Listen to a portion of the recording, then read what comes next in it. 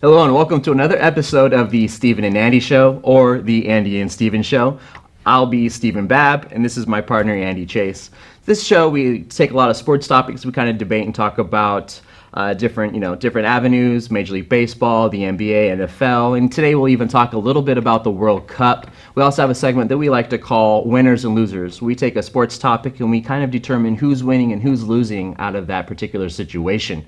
So, Andy, let's start with Kawhi Leonard. A lot of news about Kawhi and DeMar DeRozan today out there in the NBA. A ton of news today. Kawhi Leonard just got traded to the Toronto Raptors for DeMar DeRozan, Jakob Poto, and a first-round pick. And the Spurs are sending Kawhi Leonard and Danny Green to Toronto. This is such an interesting trade because everybody wanted to know where Kawhi was going. A lot of people thought the Raptors, that wasn't really where he was going to go, but then they just did the deal today, and Kawhi Leonard has already come out and said that he doesn't want to play there, and DeMar DeRozan has already come out and said that he doesn't want to play in San Antonio either. So I think this whole Kawhi Leonard situation has been a big mess, to be honest. It has been, and these guys are getting paid tens of millions of dollars to play a game of basketball, a game that they're supposedly supposed to love. It's supposed to mean everything to them. There's even players that have said, money doesn't matter to me. The love of the game matters more than money. Kawhi Leonard's actually even said, the money isn't the main thing that's driving me in this. And honestly, I actually think that Toronto might actually come out and move Kawhi Leonard and trade him somewhere else for some more pieces, because why would you want somebody to come and is threatening to sit out a whole nother season on your bench when you could actually probably get something for him? And it's a rented contract. He's only got one more year left on his current deal. I think they see it through this year because they've got two tough opponents in the East with Philadelphia and Boston. And I think with Kawhi, I think they could win the East and make it to the finals. Especially since LeBron's not there. They're kind of nemesis over the past couple seasons. So funny, they go out and get somebody who can finally guard LeBron when it's too late. I think that's so ironic. But I think Toronto keeps him this year, they see how it goes. If he really shows that he doesn't want to be there, they move him at the end of the year. Well, he'll be a free agent, actually, so that won't even matter. But I think they see it through, and I think they try to make the finals with him. Yeah, there's still some pieces out there. Jimmy Butler, I think, is still out there on the street. He's big time out. He does not want to go back to Minnesota. And that actually could be a trade-in move for Toronto to move Kawhi to Minnesota and get Jimmy Butler, because I actually think Jimmy Butler's a better player today than Kawhi. Kawhi sat out all last season. He's coming back from an injury. We actually don't even know how he's going to play and how he's going to perform. And Jimmy Butler is still in his prime, as is Kawhi, but Kawhi's got an attitude problem now. He's ruined his reputation around the league with all of this drama between him, Popovich, what's going on, what happened in San Antonio, him now coming out and saying he doesn't want to play in Toronto. It's like no one's actually going to really want him, I think, at the end of the day, except for maybe the Lakers. But he's even come out and said, I don't want to play second fiddle to LeBron James. It's just a mess. This whole situation is just drama. It's funny, yeah, because Kawhi's reputation was always that quiet guy who was just going in, doing it for his teammates and winning games. But that has completely changed in this offseason. And now he's looked at as a guy who's just he's a diva. Now it seems like it. It does. And I don't know. Both teams are getting star caliber players. Both teams can benefit from this trade. So I think it was a good deal for Toronto and the Spurs. All right, let's move from one star who supposedly doesn't care about money to another star in the NFL who is all about guaranteed money, and that's Le'Veon Bell. Le'Veon Bell, there's a lot to say about that guy. He just turned down a 5-year, $70 million deal and a $10 million guaranteed at signing. Now, I think that's really interesting because, to me, he's worth more than that. He wants to get paid not as a running back, but as an offensive weapon. And I completely agree. The dude has caught over 600 yards, receiving, in 3 years, 3 consecutive years. And then he's also rushed for over 1,200 yards. So the dude is an offensive weapon, to say the least. He is, but he's on a team that's got Ben Roethlisberger and Antonio Brown, right? So you've got 3 strong offensive pieces, and you also have to pay the rest of the team money. And there is a salary cap in the NFL, and teams aren't going over it like you see in the NBA or even in Major League Baseball. And, guaranteed money just it doesn't happen. Matt Ryan, of course, just got the biggest guaranteed deal in the NFL history. But, Le'Veon Bell is not Matt Ryan, in my opinion. And he's a great running back. Yes, he offers a lot to the team. But you're also on a team with Antonio Brown and Ben Roethlisberger. Like, you kind of have to fit into that system. And, I just don't see him getting this guaranteed money with the Steelers. I just find it strange, though, that in 2015, the Bills gave LaShawn McCoy $18 million at signing. Last year, Devontae Freeman, $17 million at signing. This year, Jerick McKinnon, $11.7 million at signing. And you're going to offer Le'Veon Bell, who in my opinion is the most complete back in the league, $10 million? That's disgusting. But you also have to look at games played. You want guaranteed money? Injuries are so prominent in the NFL.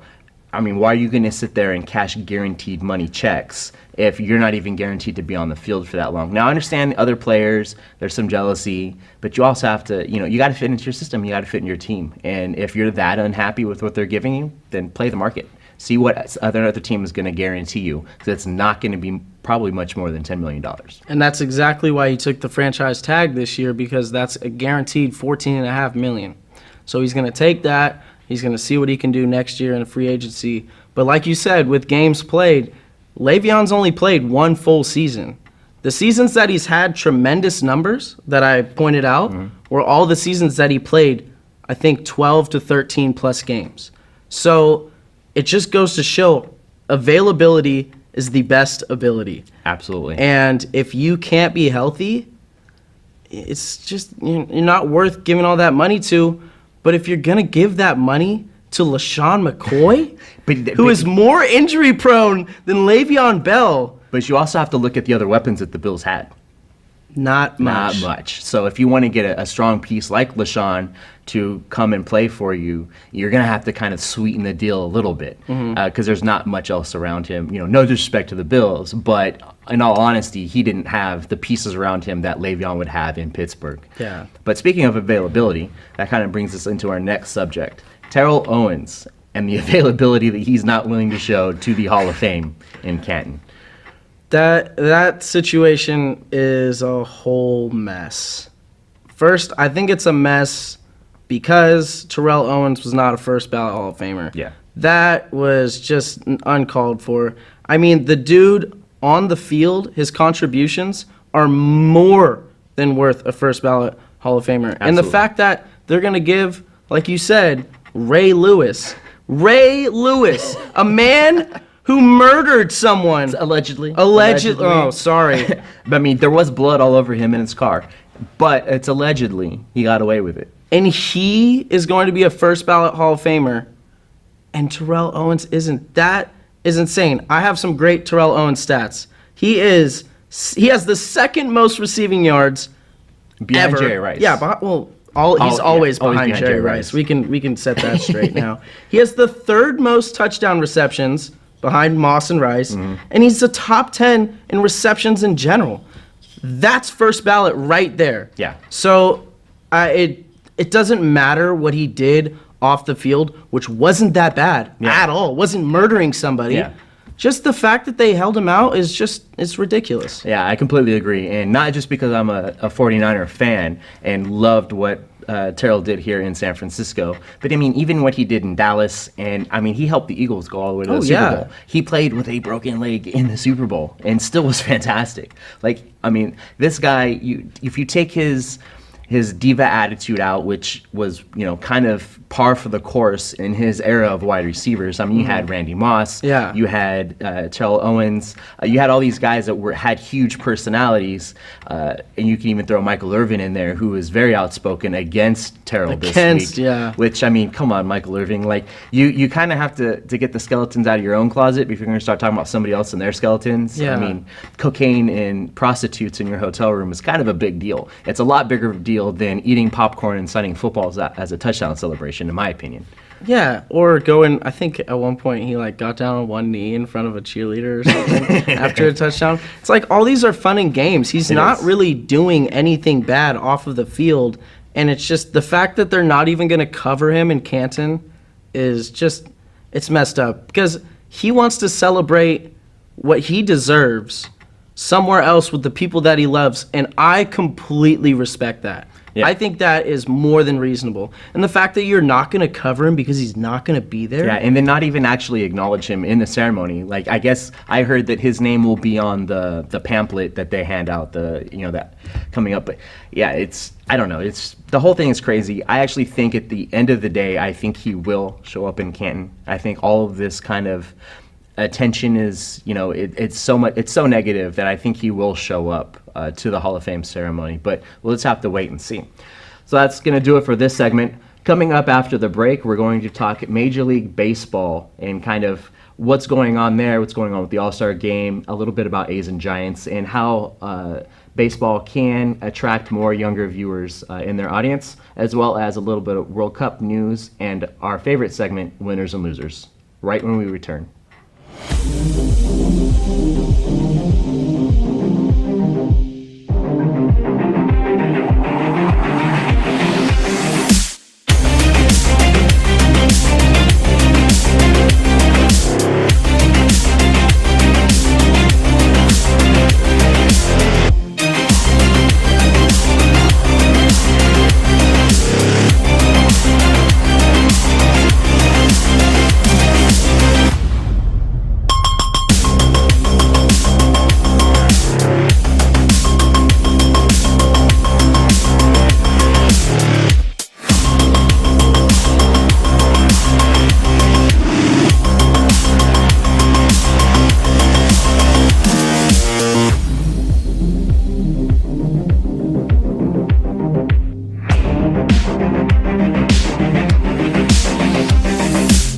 Welcome back to Steven and Andy, or Andy and Steven.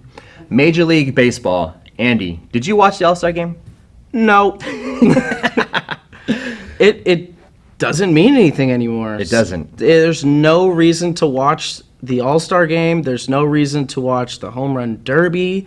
Like we were talking earlier, for something that they could add to the Home Run Derby, if they added the best home run hitter from every team in the league, that would give incentives for every fan base to watch the game. And personally, to me, that would be so awesome to see Chris Davis or Matt Olson go up there and just play amongst the best and see who's the best home run hitter, but they don't do that. You know what I'd love to see, not to cut you off? Madison Bumgarner. That would be cool. Derby. I mean, that right there would draw other fans so to actually many watch. Viewers. Pitchers who rake. That would be amazing. So cool, but instead they can barely get guys to fill the Home Run Derby now. They had to beg Bryce Harper to do it, and it's just like it's not interesting anymore. It isn't, and my guy from the Giants that was representing San Francisco in the All-Star game. I mean, he didn't even field a ground ball. Like it was, there's so much that doesn't happen in these games that for you to tune in and watch your guy from your team or your favorite player play an inning, maybe 2 innings, get 1 or 2 at bats. Yeah. I mean, he struck out the first time swinging. Yeah, okay, that happens. His second at bat, I mean, the pitch was 4 or 5 inches off the plate and he got called strike 3. Like, come on. Like, you know what? I seen that on Twitter. And that was all I needed to see from the All-Star Game as far as I'm concerned. And, I did happen to tune in last night by accident because I seen Big Bang Theory on the guide. And I clicked it because I was all excited to watch it. And lo and behold, it's the 10th inning of the All-Star Game. And I was like, gosh darn it.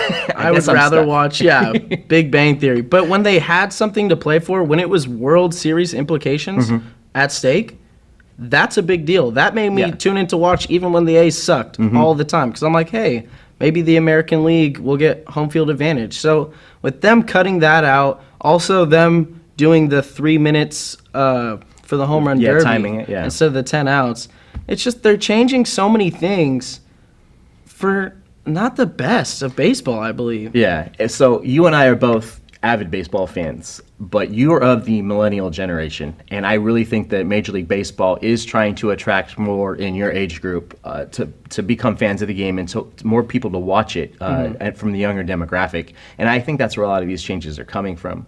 So what do you think baseball could do to help draw those in from your age group?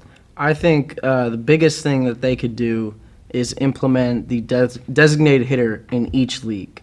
They've been talking about it a lot, and it's starting to grow on the players in the league. But if you have a designated hitter on both teams, or in both leagues, that just adds so many more runs, so much more offensive power, which is why people watch baseball. So, not to cut you off, but to that point, there's a stat out there right now that 1,000 less balls will be put into play this year because it's all home runs and all strikeouts than compared to 2009. So there's just not as much offensive action. Players are standing out in the outfield and trying to keep themselves focused in between pitches when they're not getting any action out there. And, a lot of people are blaming it on the shift, but I think millennials don't care about DH. Most millennials don't even know what the DH is. Yeah. Like, baseball needs to draw them in some way. And I'm at a loss because I don't really understand what Fred Manfred, the commissioner of Major League Baseball, could do to help draw in a younger audience. There's talk about, Little League losing participation because just baseball's not that appealing to kids anymore. There's also talk about, advertising and how, most the best players in Major League Baseball are unrecognizable to the casual fan if they were to pass them on the street. There's a story from the All-Star game where an Uber driver gave Mike Trout a ride, and he didn't even know who Mike Trout was. And it showed up on his Uber How screen. cool was that for Mike Trout? Yeah. That must have been awesome. Oh, I would have been irritated as all. Like, you don't know who I am? I'm Mike Trout. I'm Mike Trout, dude. Yeah, but in LA, nobody really cares about the Angels, so maybe that plays a part into it too.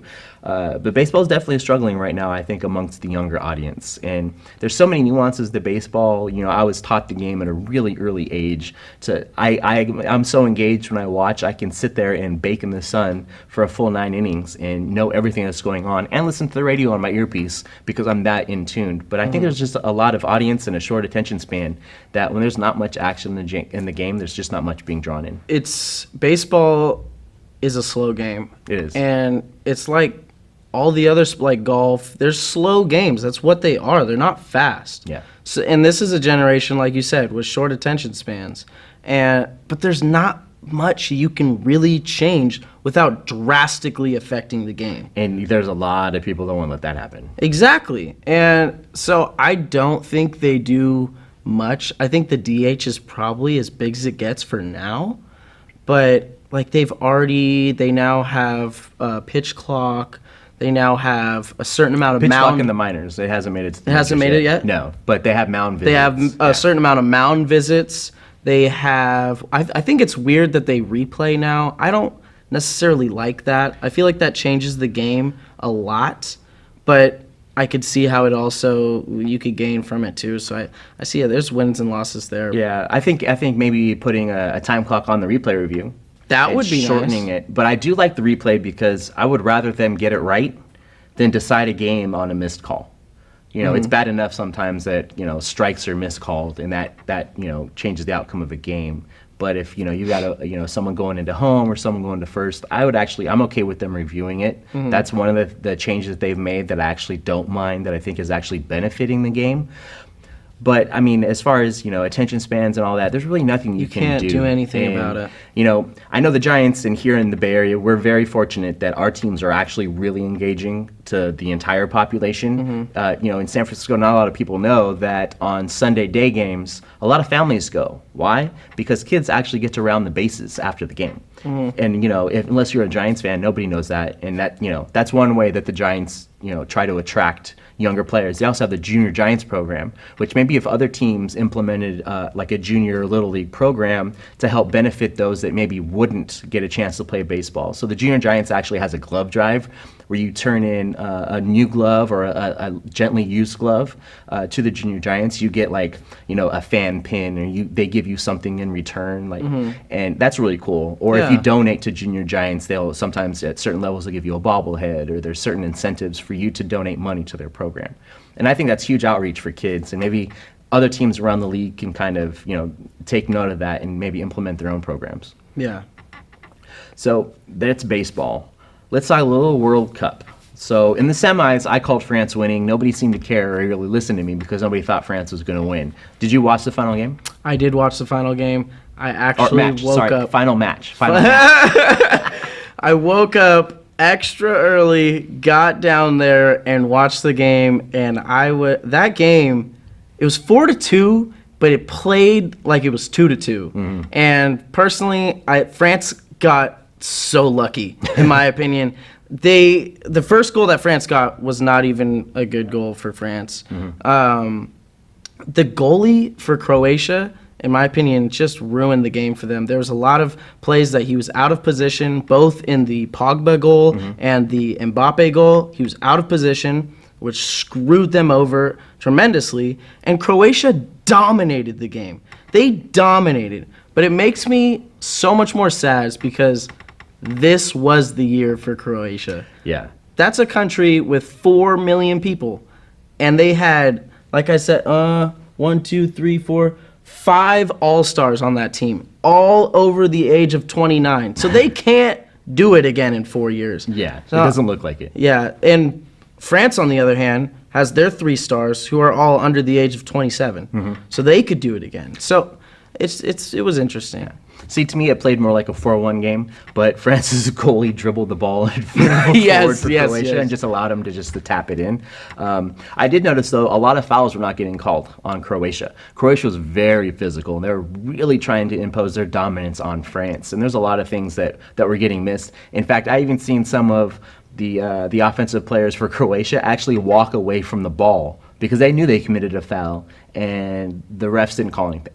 And so they're like, oh, wait, let me go back. Oh, okay. Oh, no whistle. Oh, okay. And so there's, but I definitely agree. Croatia was more aggressive, and I think they had more to play for. There's just, I don't know, maybe not more to play for, but they were stronger and more aggressive throughout the entire match. Yeah, and I also will go out to say it that France did not deserve that penalty kick.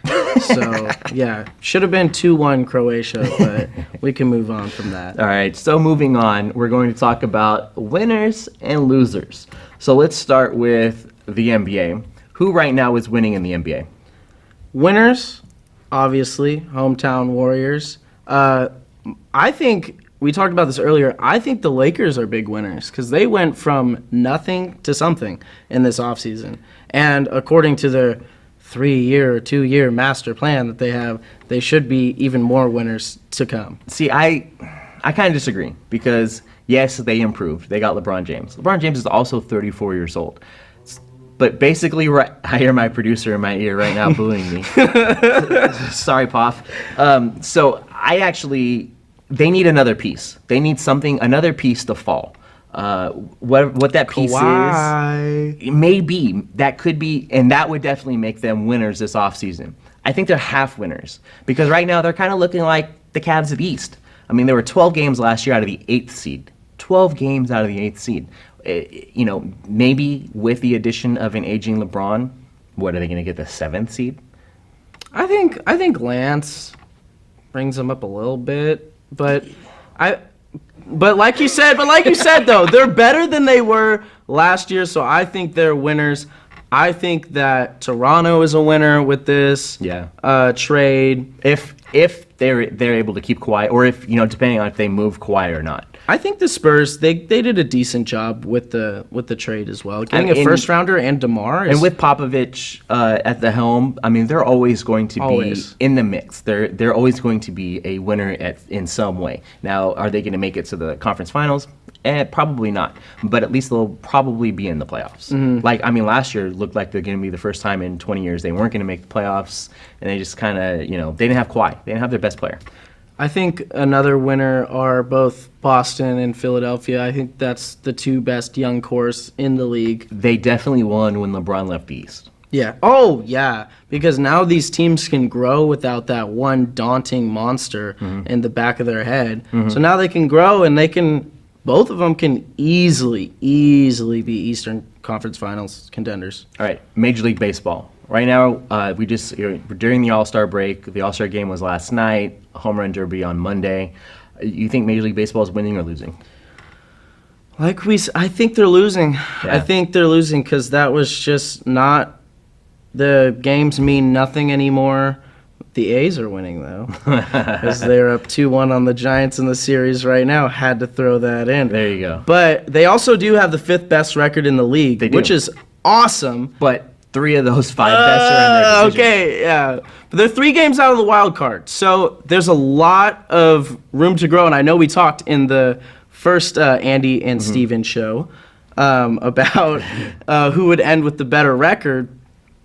Oh, not the better record, but who would make the playoffs? Because, of course, the A's are going to win with the better record. They're going to end the season with the better record, but they might not even make the playoffs. He says this now, but we can go back and check. The Giants are in contention still, and the Giants have yet to play a single game this year at full strength. I mean, they've been marred by injuries since spring training. Like, they have not played a single game at full strength. And now they're starting to get all their players back. Everybody's going to come back. They've got a little bit of momentum. The first weekend of the Bay Bridge Series of this past weekend, I was out there on Sunday. The A's are up 2-1, and the A's did look pretty strong. But going into this weekend, anything can happen. I mean, Friday night, I think, will be a deciding factor in who wins the series. I think that's a big deal. But how did you like that Mark Canha bat flip? You know what? Honestly, it was such a non-bat flip to me. I actually thought he got underneath it, and it looked like a disgusted I popped it up bat flip. Like, you could see other players take it and go like this. That's why I was confused that people were actually upset about it. It was so nonchalant. I mean, he did yell like, "This is my house," but he's a Bay Area native. He is, and he was like, you know what? The emotions got the best of me.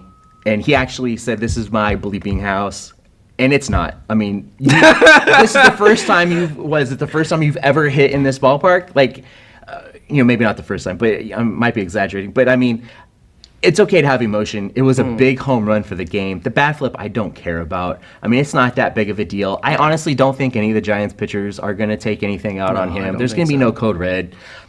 He did apologize because it's definitely not his house. He didn't apologize. No, he said, "I'm really not sorry." No, about the bat flip. Oh. He apologized for what he said. He's like, "But I grew up in San Mateo." He was like, "I grew up coming and watching the Giants." He went to Cal. And he is like, because I watched the post game, he's like, "I am sorry for calling it my house." And then the media is great. And he's like, "I'm not really sorry." But he's not really sorry about the bat flip. Yeah. That's what he was talking about, was the bat flip.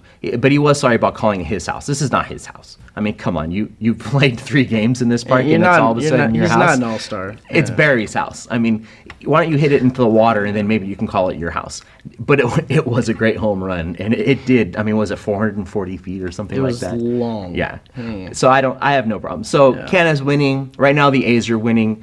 Definitely, I'm actually, because I'm a fan of both teams. The Giants are my actual team, but I do like to see the A's do well. I think it's great for the Bay Area when they're competitive. Yeah.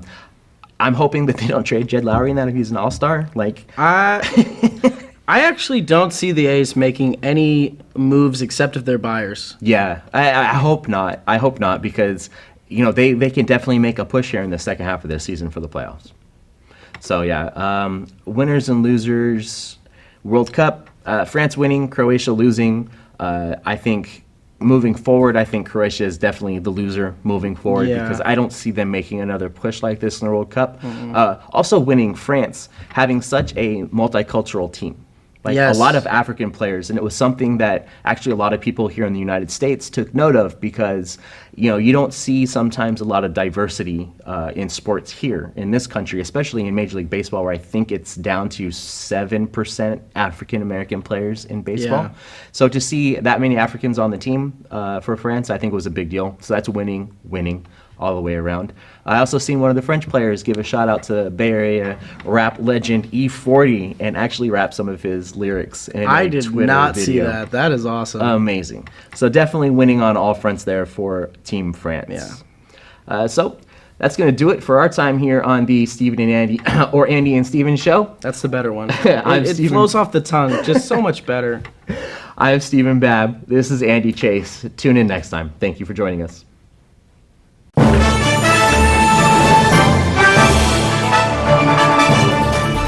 The exponential growth from the program from my first year to my third year now, that's what keeps me coming back and keeps me excited and just like fulfills me as a person. It's so impressive, and we every time we walk in here, you guys are doing something different. It's great. It's Nothing but opportunities here, and we have sports to cover, we have the equipment. Because the more ambitious you are, the more opportunities you'll have. on-the-job training is huge. Get the hands-on experience. When someone asks who can do it, you know, you can raise your hand and say, I can do it. So. Joining the class was the best decision I ever made.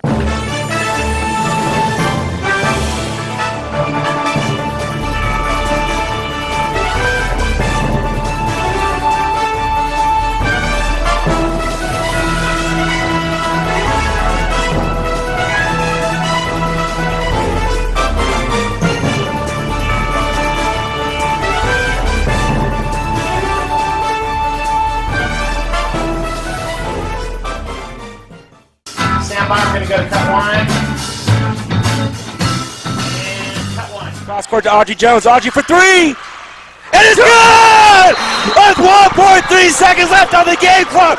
Audrey Jones with one of the biggest shots ever. The sky's the limit, really, with what we can do here.